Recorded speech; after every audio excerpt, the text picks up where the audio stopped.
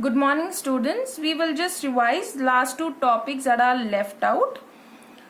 First one is vacuoles. These are the storage sacs for solid or liquid contents. In animal cell, vacuoles are small size, but in plants, the vacuoles are large size.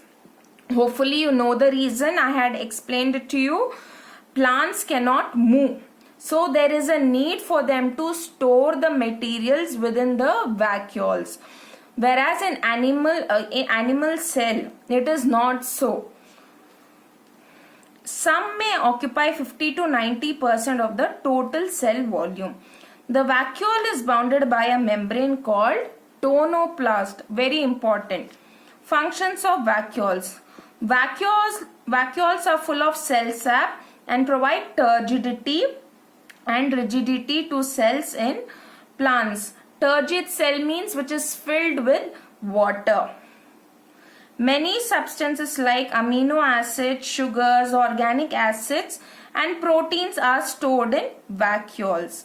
In amoeba, consumed food items are stored in food vacuoles.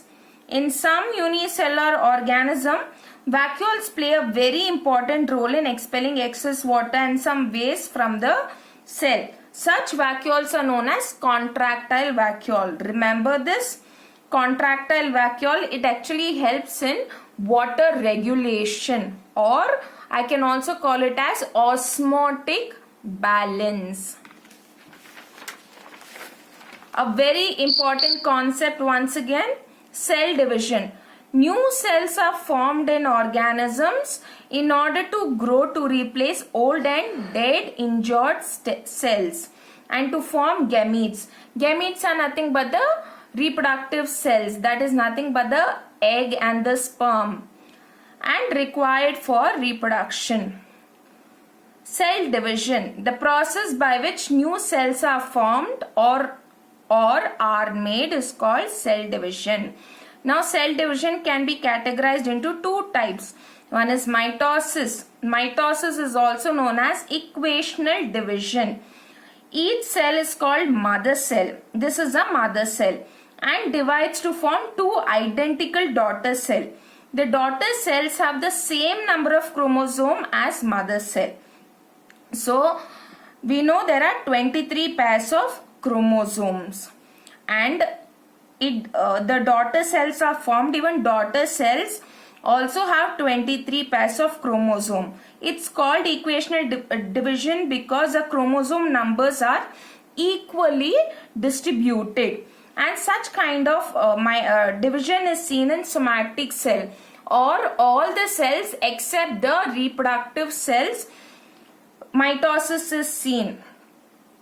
Meiosis, it's also known as reduction division. 4 new cells are formed instead of just 2. Here in meiosis we see 4 daughter cells are formed. Here we don't have 23 pairs of chromosomes, we just have 23 chromosomes in each, and it is seen only in reproductive cell. And here mitosis helps in healing up of the wound, or it also helps in the growth of an organism. All this happens by means of mitosis, and production of egg and sperm is by meiosis. And these two are important concepts. You might be asked difference between them, or you might be asked why mitosis is called equational division, why meiosis is called reduction division.